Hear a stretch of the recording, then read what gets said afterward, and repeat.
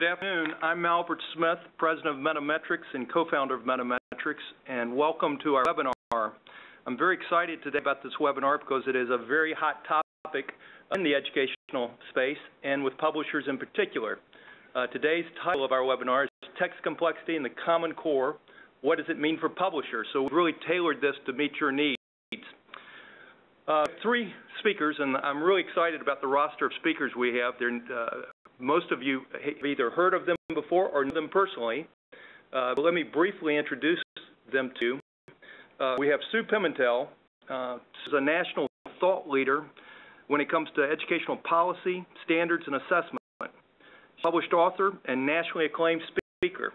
I always learn a lot whenever Sue speaks, and I always enjoy my time with her because I always learn a lot. She's never in the same spot more than a couple of days. In fact, when I was just talking to her, she's in Florida today. So she is obviously travels a lot. She's the co-author of the English Language Arts Common Core State Standards. And before that, she was the chief architect of the American Diploma Project. In addition to all the state work that she does, she's also the vice chair of the NAGB. NAGB is the National Assessment Governing Board, which sits on top over NAEP, the National Assessment of Educational Progress. So she also understands the assessment world very well. Our second speaker today is Matt Copeland. Matt is a lifelong educator who has numerous awards. He's worked as a teacher, a district administrator, and at the state education level. He was the Kansas Teacher of the Year in 2006. He has worked with states and districts across the country in implementing the Common Core. In fact, Matt and Sue together have probably spoken to more educators than any two people in the country on implementing the Common Core, in particular, text complexity. I'm also very excited in that Matt joined our team last year and is now as a MetaMetrics employee. He's also the author of a book that I thoroughly enjoyed, Socratic Circles. And our third speaker today, most of you know, is Trilby Berger. Trilby is our Senior Vice President at MetaMetrics. She's been with me for 10 years. Before her career, she headed up our P organization and also worked for another educational organization that many of you may remember that was affiliated with the University of North Carolina, All Kinds of Minds. So there are our speakers today. Let me switch to the logistics of the day. If you experience any technical difficulties, please refer to your confirmation email or call the number listed. Submit your questions to the Q&A moderator, which can be selected from the drop-down menu. When sending your question, please include your full name and organization. Also want to remind everybody that this webinar is recorded and the presentation will be included. We'll send everybody a follow-up Monday afternoon with all of the attachments. And if there are any questions that we don't get to today, we'll actually reply via email. So it's the logistics of the day. Let me now turn over the agenda for how we're going to spend the next 45 minutes. And I'll give a brief overview and introduction. And Sue Pimentel will talk about the crisis of text complexity, theory underneath it, why text complexity is important, and then she will lead over to Matt Copeland, who will speak on how our schools are addressing the call. We'll go from a kind of the general to the practitioner, how schools are using it. And then third, and the final speaker will be Trilby Berger, who will actually talk about, as publishers, how you can use the technologies to get your books and text measured, and how you can work with our company in terms of getting Lexile Measures. And we'll end with questions and answers. As I was thinking about this day, as I was driving in today, a couple of thoughts hit me. One is, as we transition from NCLB to the Common Core world, there are a number of significant and strategic shifts and changes that have been brought about by Common Core. And I thought this was an interesting analysis. We actually went to Google Trends and put in the word text complexity. And as you can see on the timeline, text complexity didn't even exist in the currency of our conversations or in the search routines until the release of the document and of the Common Core standards, which Sue created. So obviously, it's become a very important topic. I've been in 3 states and 5 districts, 2 of the largest districts in the country, in the last 7 days, and everybody is interested in how do we take this work in text complexity, how does it impact me, and how I use the work in text complexity. So it's been a very hot topic. I guess it was the 4th quarter of last year, Ed Week actually did an article that basically said over the last few years, text complexity has been really the discussion just among policy wonks and nerds like me. And now it has come to a dinner table to you. So obviously everybody's talking about it, and that's why, again, we wanted to make sure that we gave you the best information we could. The second term that's kind of interesting in search is college and career readiness. Secretary Arne Duncan argues that the holy grail of education is to ensure that all our students graduate high school, and all those who graduate to make sure they're prepared for the work of college and careers. Well, you see why text complexity looms so large in that conversation in terms of college and careers. You'll see that, again, before the Common Core standards, we really didn't talk a whole lot about college and careers, but now that is in the currency of all the conversations, and every state, even if you're not a Common Core state, I was in the state of Texas yesterday, and even though they haven't adopted the Common Core, they're very concerned about are their students being prepared for colleges and careers. So with that as a backdrop, I want to turn it over to Sue Pimentel, who will start the crisis of text complexity. Thanks, Malbert, and good afternoon to all, and perhaps good morning to some who are farther away. So we were putting the standards together. We were really using research and evidence to tell us what was most important to put into the standards. And text complexity actually wrapped into the standards, and here's why. When we look at test scores of students, we look at remediation rates, we know that students just aren't reading at the level they need to. Well, why? So we took a look. And what's interesting is that the complexity of text that students are actually expected to read is way below what is required for college and career readiness. And there's been a steady decline in all subject areas over several decades. Not quite sure why the decline has happened, sort of a chicken and the egg, whether that's what the client wanted or what. But if you look at it, if you go down to the third bullet there, the vocabulary demands have declined so that textbooks today are equal to what 5th grade textbooks were 40 years ago, and 12th grade anthologies are equal to 7th grade text. So what students are reading has declined a lot, but at the same time, the complexity, as we just heard Malbert talk about in terms of college and career text, has remained steady or increased. So you can see that the gap is there. Next slide, please. So, and it's a huge gap. So between high school reading and college demands, it's about 4 grade levels. So if you think about the national assessment, for example, it would be the difference between what would be a 4th grade reading passage and an 8th grade reading passage, about 350 Lexiles. So students are when you look at what they're actually asked to read, it's like a 4-year gap. So how much should we worry about this gap? I mean, the gap, so what kind of thing? ACT is the one that took the lead on this, and if you haven't read it, you should read a study called Reading Between the Lines. And they wanted to see what made the difference between students who were prepared and did well in a freshman college course and those did not. And what was interesting was that it wasn't the question type, and it was the question level, higher order or lower order, that made the difference between students, but what they actually could read. So let me put it like this. If Malbert and I were both students who could both find the main idea, we could both determine what are key details, we could both answer higher order questions. The difference, and Malbert is well in a college course, he's prepared, I end up in remedial courses.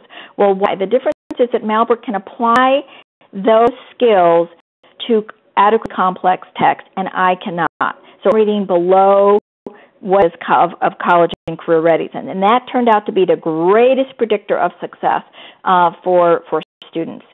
And the dilemma and the challenge that we have is that way too many students are reading at too low levels. So less than half of high school graduates are actually meeting the benchmark, and deficiencies are not equal opportunity, as you can imagine. Think about the fortunate kids. Those are ones who have lots of books available to them at home, who caretakers read to them. They like to read themselves. They have teachers who have augmented textbooks with adequately complex reading, and they themselves have become really competent, eager, independent readers.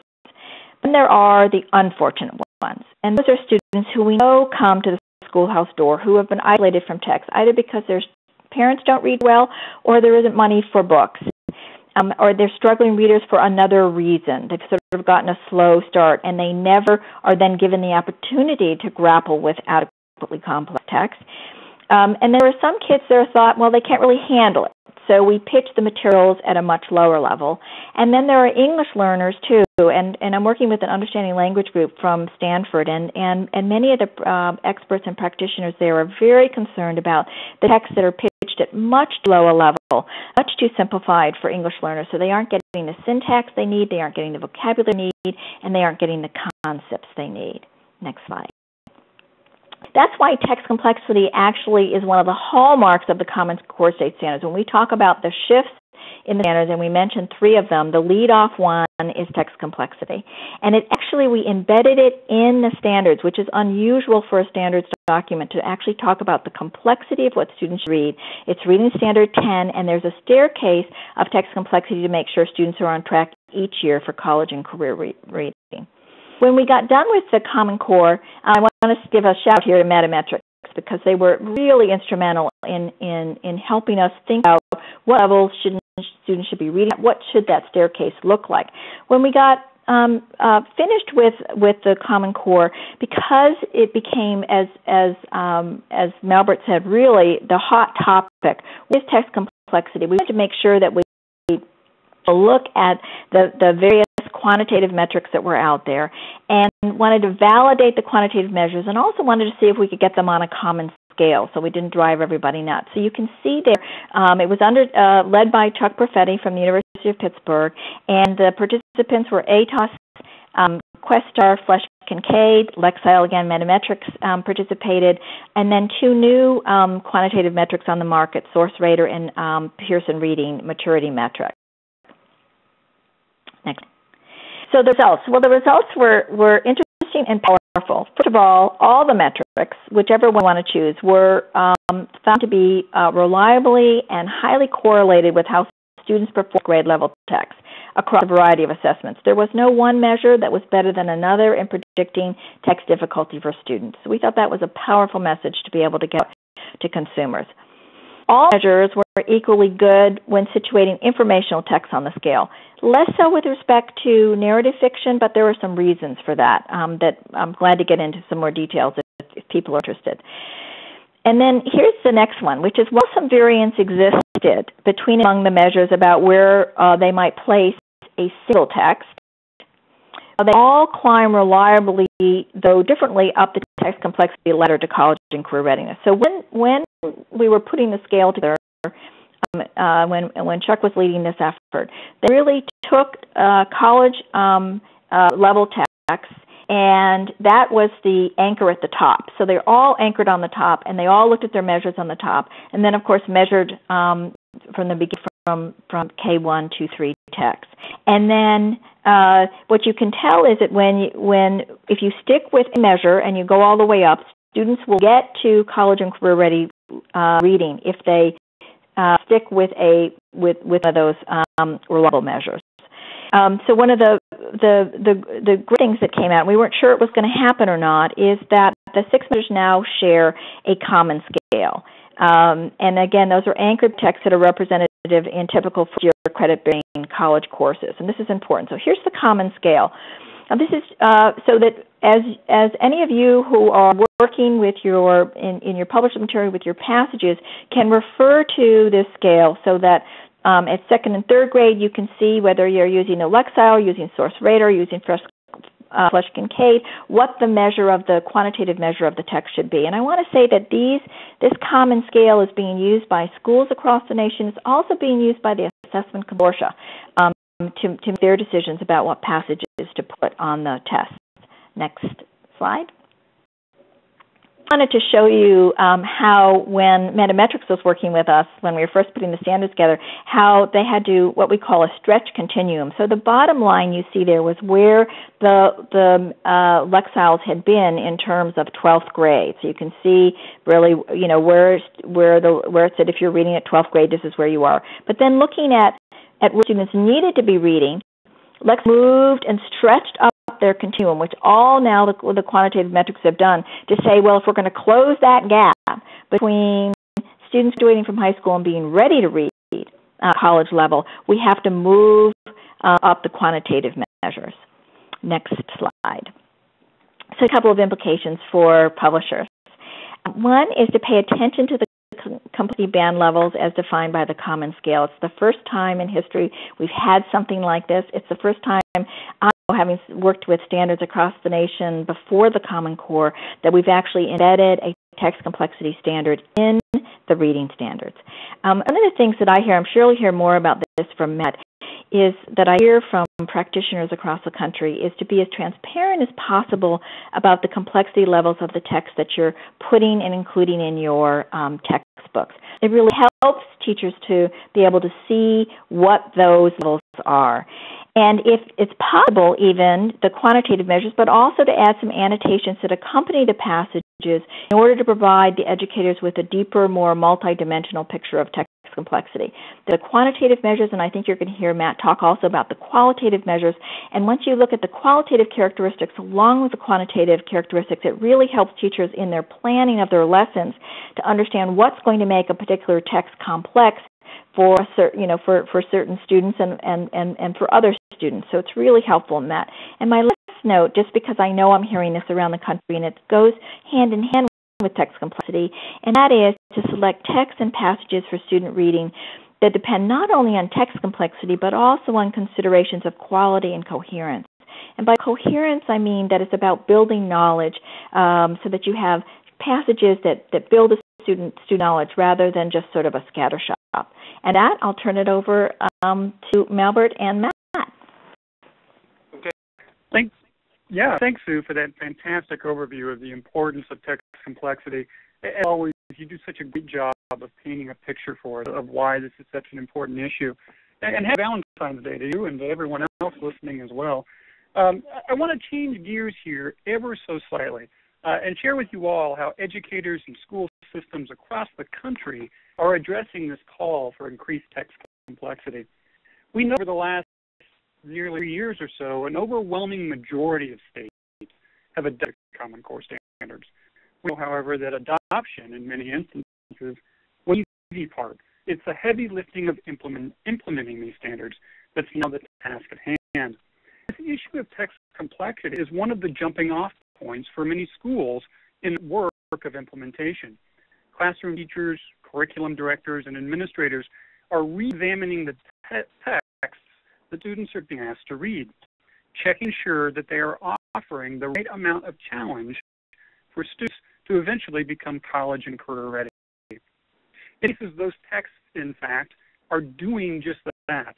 In other cases, however, they're not, and are being repurposed and reallocated to different grade levels where they better fit.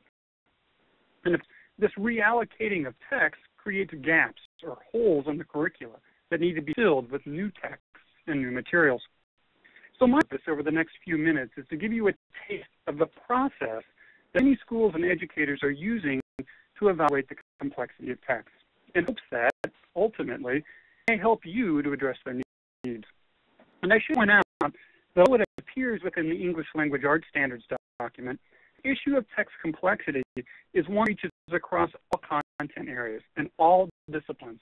Educators examine the text students read throughout their school day, in English, in history, in math, science, fine arts, career and technical education, etc.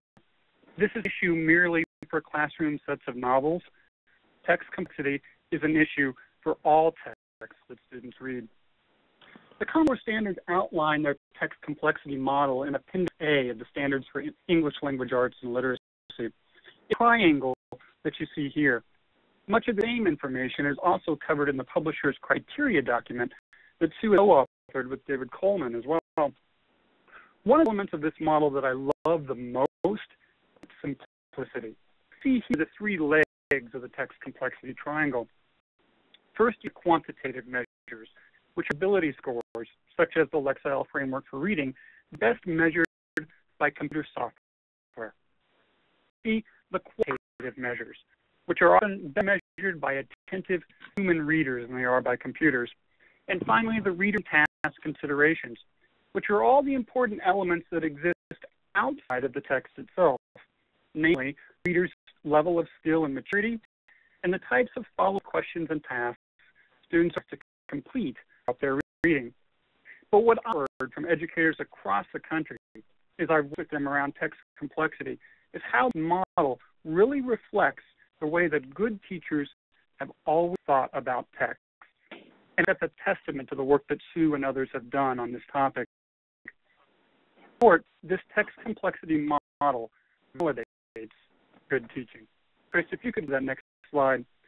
So what schools and states and even collaborative states have begun to do is operationalize this model. They've taken the research from the ACT study that Sue mentioned, Appendix A, and they've tried to make it more concrete for classroom teachers to begin to walk through this. They've created a process or a protocol to use in their evaluation of text. First, they take a look at those quantitative measures. Then they examine the qualitative measures, look at the reader and task considerations, and finally synthesize all of that information in recommended placement. Again, what I want to do here is give you a taste of each of these 4 steps in just a bit more detail. This one is to examine those quantitative measures, and such things as the length, frequency, and difficulty of words, or the length of sentences, or length and cohesion of a text. Again, these are all things that are best measured by computer algorithms. Slide, please. Sue suggested earlier, what has changed with Common Core is our understanding of what we mean by grade level text. So here's a snapshot of a chart, kind of a blown up version of that chart that identifies the Lexile ranges for those 6 text complexity bands in the Common Core state standards. It's important to make one note here. Although the ranges have changed, the actual Lexile measures have not. So we go about measuring a text, or we go about measuring a student's reading ability, has not changed. What changed is our understanding of what grade level means and what the range of scores might be for a particular grade level. So this information, teachers around the country are looking up the text that they teach. And one of the places that they're finding this information is on the Find a Book website from MetaMetrics. And Chris, on the next slide, I put just a quick snapshot of this tool. Teachers are visiting here. They're typing the title or the author or the ISBN number of a book and pulling up the information about that book. And so next slide, just to show you a quick example. Here's Jim Thorpe. Although he was born in Oklahoma, he was raised here in my home state of Kansas, and there's one that we talk about quite a bit. But just I've circled in blue there the Lexile measure of this book at 950L. And so as teachers are finding the level of the book, they're then looking at those ranges. And on the next slide, you'll see that with a Lexile number of 950, that puts this book near the top of that grades 4 to 5 text complexity band. And so this first step of identifying the quantitative information is the fastest and easiest for teachers to do because there are so many tools out there to help them with that. Step then is the qualitative measures. And this is where teachers and educators have to put a little bit more thought into what they're doing. These qualitative measures are such things as layers of meaning or levels of purpose in informational text, the structure that may be used. For example, in a narrative, is it a straight chronological story, or is it told in a series of flashbacks? Certainly the organization of the text is important, and so is the conventionality and the clarity of the language that's used. And of course, the prior knowledge demands the text requires. How much do students need to know about the topic before they sit down to read? Again, unlike those quantitative measures that are best measured by computers, this is where the attentive human reader comes into play. And so what many states have done is to create rubrics to begin to examine these qualitative measures. And so here you see 2 rubrics that were originally created here in the state of Kansas by a group of teacher and school librarians, begin to kind of tease out some of that information that appears in Appendix A, that research that's so rich that Sue talked about. So what Kansans have done is to create 2 different rubrics, one for literary text and one for informational text, to kind of walk them through using these. And Chris, on the next slide, what's great about these rubrics is that they have the exact same format the exact same functionality, and the content is very similar. There are some differences between literary text and informational text, and rubrics reflect those differences, although they're used in the very same way. So as teachers are considering a piece of text or new materials for their curricular instruction, they are sitting down and evaluating that. And going row by row down this rubric, they are marking the set of descriptors that matches the text that they've just read. And it's very difficult to see. I apologize. If you'd like a copy of these rubrics, I'd be more than happy to send them to you. So there on the far right-hand side, you see a column of descriptors for slightly complex text. And over the far left-hand side, you'll see a set of descriptors for very complex text. As educators are working through this rubric row by row, they're identifying in what ways a piece of text is really complex and have some ways that it's not so complex. And one of the things that's been really interesting about this process, we've found very few texts where all the X's on the rubric line up neatly in one column.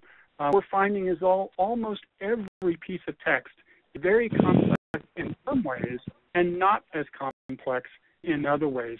And that's prompted a lot of great discussion among teachers about how to address those particular elements of complexity within a given text. So the first two steps, the quantitative and the qualitative, those really focus on the text itself. Here in step number 3, which is the reader and task considerations, we begin to bring out a little bit and look at the context that surrounds the text. Thinking about things like, are the students motivated to read this piece of text? What's their level of knowledge and experience with the topic? What's their purpose for reading? What are they being asked to do after they've read? How complex are the tasks or are the questions they're being asked? The one element about the reader and task considerations is there's very little help that we can offer. Each classroom teacher, in fact, need to make different decisions based on their students, based on their curricula, and based on where they want to take those students through the course of their instruction. So rather than providing a lot of answers for these reader and task considerations, a lot of school systems are doing is helping teachers to generate better questions, springboards for them to think about as they're identifying the text that they're to use within their curriculum. So I just wanted to kind of give you a glimpse of some of these questions that they're thinking about. So on that next slide, Chris, we're thinking about things about, are there any concerns about the content or the themes that may be present in a text? Are there any challenges regarding its structure or its language features? What are the knowledge demands that this piece of text is going to require? And are my students prepared?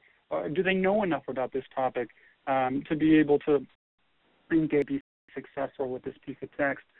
Teachers are also thinking about those standards and thinking about which standards their students make the most practice with and whether or not the elements of this text are lending themselves to that teaching that we know is necessary. Again, they're thinking about those before, during, and after reading activities and the tasks that students are being asked to do.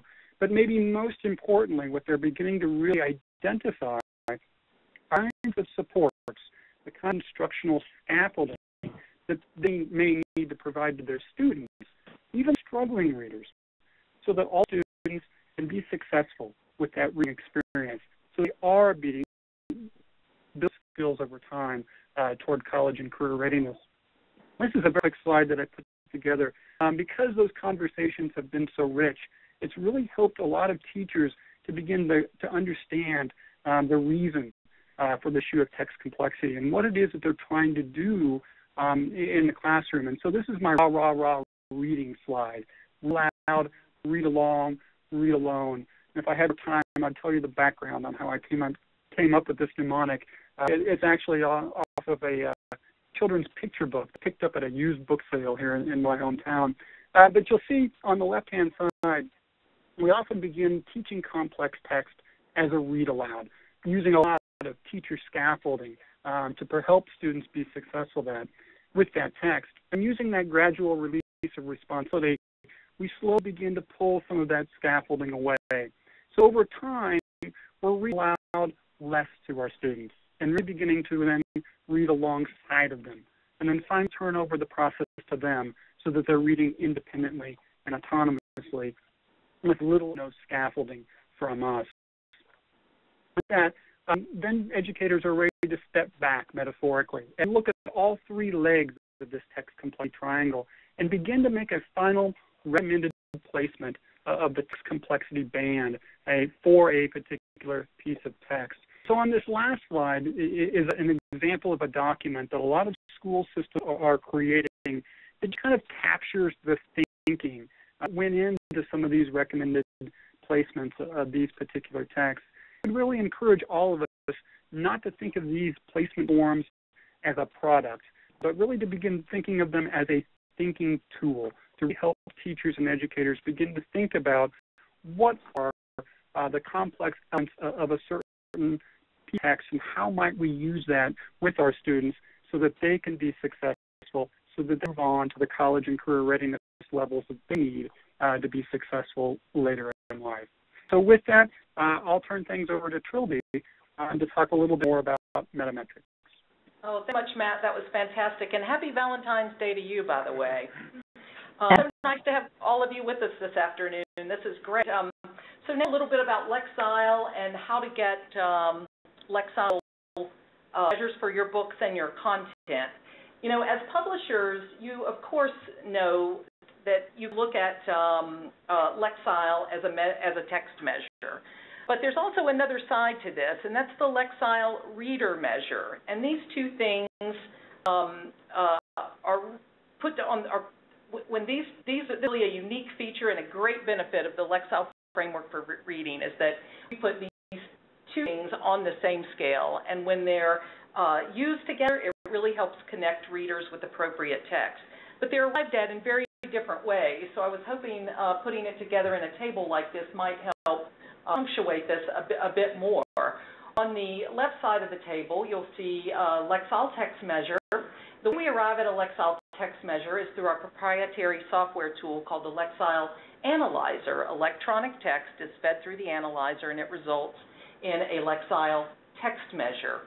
Through the method, we have Lexile text measures on 150,000 plus books at this point. That's from across all different and various publishers. 100 million articles, we estimate, have Lexile measures, and these are primarily delivered through the content aggregators like EBSCO, ProQuest, and the Gale Cengage group. And then many web and digital resources content have been measured using the Lexile Analyzer. On the right side of the chart, the Lexile reader measure arrived at by a reader having taken assessment that we have linked with the Lexile scale. You know, we are largely an educational research company, and this side of things is a very, very big part of our work. We custom develop tests. We work with state departments and other educational test publishers to link our scales to their tests so that they can then report out Lexile reader measures. And the footprint for that, really, we have 21 state departments of education at this point that we've worked with, meaning that they're high-stakes state tests. Every student in that state that takes that test gets a Lexile reader measure. Many commercially published tests report Lexile measure, as well as many reading programs that you would all be familiar with. So we estimate that about 56% or some 30-plus million students in the K-12 space every year are receiving Lexile measures. And this is growing by leaps and bounds. So focusing a bit now on the Lexile text measure side. You know, you send us your books to measure, and once we've measured your books, they get into our Lexile titles database. And I thought you might be interested to know all the ways that that database is used in the marketplace. Matt has already pointed out that we have on Lexile.com, there's a free search tool called Find a Book. All of your books are available and searchable there in that database. Also, many of the distributors and wholesalers that you probably work with license our book database, Baker & Taylor, Ingram, to name a couple of the big ones. And you would really be hard-pressed to find a library cataloging service that does not license our database. That means an organization like Follett. I guess they have a big part of the market. They license our titles database and then populate their customers' library MARC records with Lexile Measures. Also, increasingly, we're seeing more of these new up-and-coming book-based social media platforms interested in using our book database. Library thing is a big one in the space right now. As I mentioned before, incorporated into many reading programs. And state departments of education, district, and school websites also incorporate our Find a Book tool or a link back to our book database on their state, district, and school websites. And then I think, as many of you know, we've had a marketing partnership with Barnes & Noble for about 3 years now, in which they have enabled the ability to search by Lexile Measure, and they take our database and populate their product detail with the Lexile Measures. And we appropriately chose Valentine's theme for the day. And this is just an example of our Find a Book landing page that has been customized for the state of Georgia. They have a unique URL. Their educators, students, and parents can go to that URL. They land on our Find a Book, but it is somewhat customized for Georgia. And many states are using that now. A little bit about the actual process for obtaining Lexile Measures. All of this information I'm about to give you is all available on our website, and of course you'll have access to this link. But just the highlights of the process. First of all, our two organizations would an agreement for the Lexile measurement services, and once we have that agreement on file, we don't ever have to jump through that hoop again. It's an evergreen contract, and then you're free to send us your works on a project-by-project basis over time. Next, you would submit your text files to us in any standard electronic format is acceptable. If you only have hard copy, you can certainly send that to us as well, and we can convert it to digital text for you. We'll do the measurement full serve here. We'll return certified Lexile Measures to you, and now you have a license to use the Lexile Measures, the brand. You can use it on your books and catalogs, on your websites and your marketing materials. You have the license to use those measures. The standard book rate for measurement is $25 per book, and then we also have a scale for things like articles, passages, those sorts of things, which we can discuss with you. But the standard rate, $25 per book. We measure all content types, not just literature, not just fiction, but nonfiction, reference content, web content, as you mentioned before. And also wanted to mention this. We're really starting to encourage more and more that you submit as many ISBNs as you have available connected to particular titles when you make your submissions. With people like Barnes & Noble and Berger and Ingram and all these organizations using our titles database, we can give your catalog much better coverage if we have more of your ISBNs. Otherwise, if you just send us one title with one ISBN, that gets measured. That's the only thing that populates our database. So I think that's a really important thing to think about, and particularly with ebooks. We're getting more and more requests for Lexile Measures on ebooks. So as a matter of fact, any of you current partners out there listening to this, we'd love to talk with you about how to go back and historically gather the ebook ISBNs for books that we may have measured for you. So please get in touch with us about that if you're interested. So again, that's really it on the process. It's really simple. It's not an all or nothing prospect. You can send us as few or as many pieces of content as you wish. But again, all this is further detailed on our website.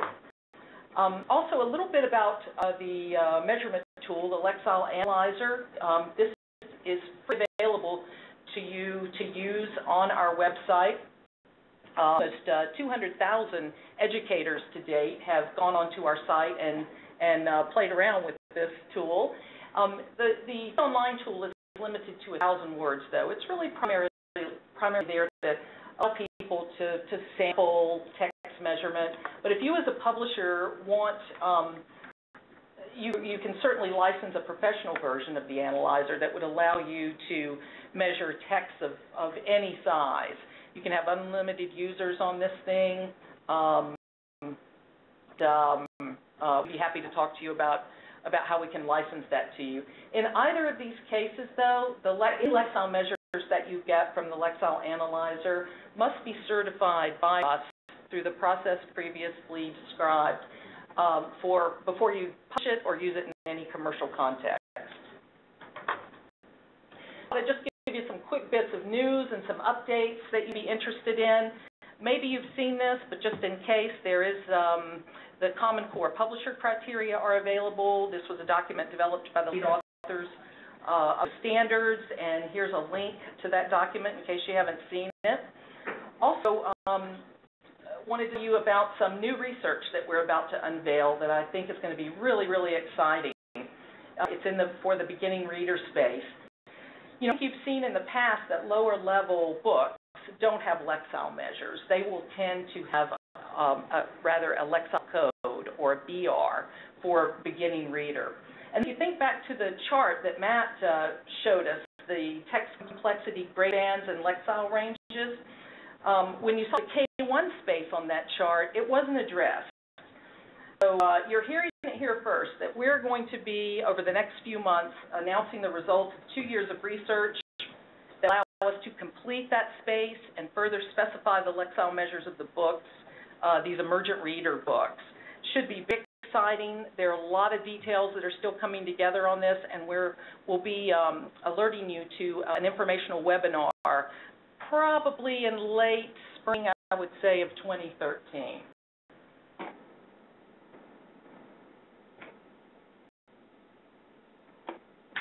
Next slide. Oh, thank you. Chief Summer Reading Challenge. This is a very exciting promotional activity that we've had going on. Last year we partnered with the Council of Chief State School Officers for a national state-led summer reading initiative. And they were using the Find a Book tool again, that was all driven by our book database. We had 14 state DOEs that participated in this. It was highly supported by athletes, governors, first ladies. It was just really, really exciting, and we are already anticipating a growth in that number of state participants this year, and great exposure for your books through these summer reading programs. Also wanted to give you a note to make you aware that we are really expanding into the international markets. There seems to be a strong interest in Lexile for the English language learning community.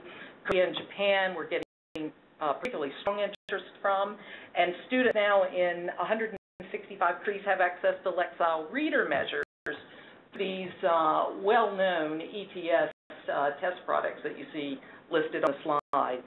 And lastly, in the news, within the next months at the outside, you'll be getting an announcement from us that Amazon US and Japan have begun to use Lexile measures in searching for kids and teens books. We're very excited about that. So the Lexile Framework, did you know we also have a Lexile Framework for Spanish, and we can measure your Spanish books and texts. And by the way, we're seeing quite an uptick in that business. And we also have a Lexile Framework for Writing. We have an auto essay scoring technology that can be licensed to publishers, and a Quantile Framework for Mathematics. So if you're interested in any of these things, we'd be happy to talk with you about it. So thanks for your time. Thank you, Tree. This is Malbert Smith again, and thank you, Sue, and thank you, Matt. We are opening for questions, and I think some were starting to come in. While we're waiting for the questions to come in, I just wanted to punctuate a couple of points that Trilby made and just add a footnote. The genesis of MetaMetrics, the company that I created along with Jack Stenner, we started in 1984, and primarily, even though we're psychometricians and we do a lot of testing, we felt the world didn't need another test. What the world needed to do was to do more with the test we give. And so that's why we thought it was so important to put the reader on the same scale as the text complexity, because you just have half the equation. And if you the whole equation, that is putting readers and text together, you can support differentiated instruction. You can also support all the things that we need to do to help a learner grow or help a reader to grow. We've also worked diligently, as you can probably see from what Trilby shared with you, on the utility of our resources and the ubiquity of our resources. The utility, we have many free resources. Educators come to our site every day from over 100 countries every day, and parents come to our site as well to use free resources, and over, I think, a couple of billion words of text have been used through our free analyzer from these educators that submit text. In terms of ubiquity, we want it to be as easily accessible for educators as possible. That's why we've worked with all of the content aggregators and the distributors, and with Amazon and Barnes & Noble to make this so available. Okay, some questions are coming in, and one was, is there any reliable way to measure the reading level or complexity of K-1 text? That's a great question, and that's what Trilby alluded to earlier when she said there will be an announcement coming from us in the June-July time frame. We embarked on a two-year study with some leading scholars across the nation to quantify in a reliable way that K-1 space so that you would be able to have that. Today, as you know, that has been absent, but text complexity, as is put out by Sue and by David Coleman in the Common Core Standards, is just as important in the K-1 space as any space. It's just at the time the studies in the Common Core was produced, there hadn't been sufficient research in there, and we feel like we will be able to address that, and we'll be announcing that in the June-July time frame with a major announcement, and we'll also have a webinar at that point in time. A related question, you mentioned 6 measures. This goes back to Sue's slide. And the question is, you mentioned 6 measures. How does Fountas and Pimentel guided reading level fit in? I'll take a stab at that, and then if Sue or Matt, you want to amend. But historically, the learning systems really are in that emergent reader space, the K-1 space, the beginning reader, and typically the number of subjective factors that you look at to give it an alphabetical leveling system. And again, we think with the research that we're doing on the BR space and being able to quantify that, we'll actually be able to come in and extend the text complexity quantitative part to that in the June-July time frame. But if Matt or Sue, you want to amend anything there or change your response to it, that's fine. No, I think that's right, Malbert. This is Sue, and Fountas and Pimentel didn't participate in this research. They do tend to. A lot of their work is in the really early grades, although I do know that they go up somewhat as well. But the invitation went out to all who had the quantitative metrics, and the 6 you see listed on the slides there are the ones who chose to participate. Another question here, what about the measures of reference content and how they tend to be high in terms of Lexile measures? Frankly, we have heard that a lot over the years, and perhaps because of some of the words, the content-based words, that may be the case. But it's interesting that recently we have had a lot of reference content publishers begin to measure, put Lexile measures on the content, saying that now that the grade bands, Lexile bands have been stretched, that they're feeling like the Lexile measures tend to fit the content better. So we're really excited to see that turn of things. But remember, we're still putting student and text on the same scale, so the Lexile, the level of the content can be matched to the student's reading ability. Malbert, was that you? No, go, Sue. I was going to say, just to underscore that when we took this latest research, that all of the metrics were able to, especially with informational text, were very reliable in terms of determining when those texts were complex for students or not, when they were difficult for students or not. So I think we can, I know there are some issues around domain, specific vocabulary, and how much that gets counted in the quantitative measures, but by and large, we're finding that with informational text that you can really rely on the quantitative measures. You always want to take a qualitative look as well, as Matt has said, for a lot of reasons, but the quantitative measures can get them within the band very reliably. Thanks. Yeah, we just got another question related to vocabulary. Is there a go-to reference to determine grade level for vocabulary? So vocabulary is it's highly correlated with text complexity. As you know, I think the seminal research on the importance of vocabulary was actually done years ago by Berger and Todd Risley when they looked at the vocabulary differences and gaps between our free and reduced lunch kids and other kids. Talked today extensively about the text complexity gap for college and career readiness, but there's also a vocabulary gap that's pernicious, and it's what we really have to address. There's some interesting research going on in that area. We've been working with Meredith Lieben on some vocabulary tools that I'm really excited about. Andy B. Miller is doing some wonderful work in that area. We will have, we didn't have it on this screen, but I should have had it on this screen, and I apologize.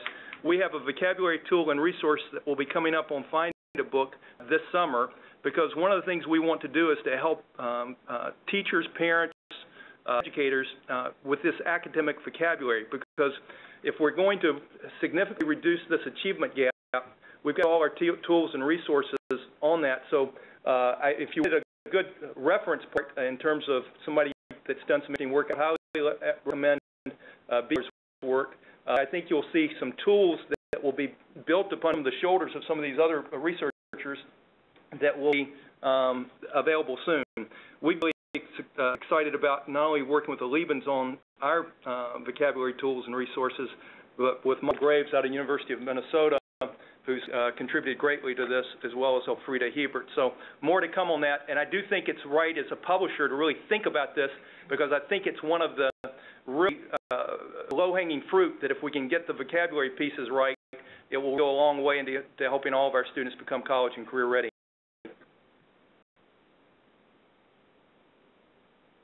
Another question, is anyone using other readability programs such as Dale Shaw? This is Jean Shaw was a wonderful researcher. She's passed away. She was at Harvard for a number of years. I had the pleasure of knowing her and working with her and actually having tea with her in her home.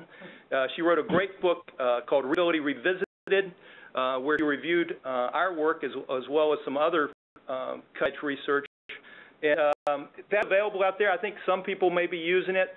It's not, I don't think, part of the news work in terms of the 6 formulas that were used, and it's fairly old. It is out there, but we've now, with as many educators that are using Lexiles, and since where educators can come on and use it freely, so we've made it frictionless. I know that there's a large market for the Jean Shaw's work or Edgar Dale anymore, although it was well constructed, and I certainly have a lot of respect for the work she did years ago. And add that, agree with that, Malbert. This is Sue, and I do think that a lot of her work also helped with the qualitative measures of text as well. That's one of the things when we were working on Appendix A, and as you saw from Matt's look at the work that the states have done and built in terms of the qualitative characteristics. That's a great point, because she was such a prolific writer and thinker about reading, and in fact, I still go back occasionally and read some of her work. Yep.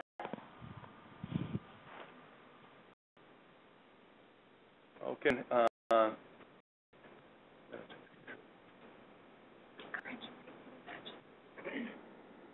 Yeah, the question, when a text measure and a reader measure match up, what expected comprehension level? I've seen 75%. Is that acceptable in light of the Common Core State Standards assessments? Well, as you know, the Common Core State assessments aren't quite out. There are 2 assessment consortia. There's the SBAC, Smarter Balanced Assessment Consortia, and there's PARC, which stands for the Partnership for the Assessment of Readiness for College and Careers. We think the text complexity, our work will play a role in that. And yes, the forecasted comprehension, if a text and reader are equated on the Lexile scale, the forecasted comprehension is 75%, meaning that if we ask 100 questions to that student from that book, they would be able to answer 75% correctly. Some people would call these different.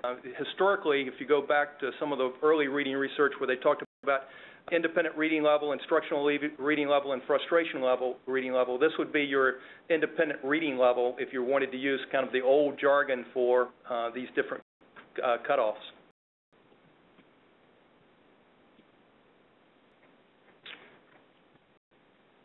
They're scrolling, and I'm trying to read them as I'm answering here. We haven't. There were a bunch that came in at one time. If we didn't answer them, and since we're about out of time, what we will do is it will be answered in a hard copy email to you. I really, again, want to thank all of you for being here. We do have some upcoming webinars. We have Happy Pi Day, which will be introducing the new Quantile website. Presenters for that will be Jason Turner, Dave Lyons, and Bethany Nutt, and that's going to be March the 14th from 3 to 4 East Coast time, and register here on our site. Also, we have, I wanted to leave you with the contact information for the publishers. Most of you that were on the call today are from the tech side, but if they're also test publishers, you're welcome to call in or email as well. But your point of contact really is Emily Weller, who's our Manager of Strategic Partnerships. A lot of you know her already. And then obviously a lot of you know Trilby Berger, our Senior VP for Strategic Partnerships. That concludes our day, and I want to thank Sue. I know with your travel schedule, and I appreciate you doing this from Florida, and Matt from Kansas. Thank you so much, and thank you all the publishers for joining us, and Trilby for presenting as well. We appreciate it. Thank you. Happy Valentine's Day.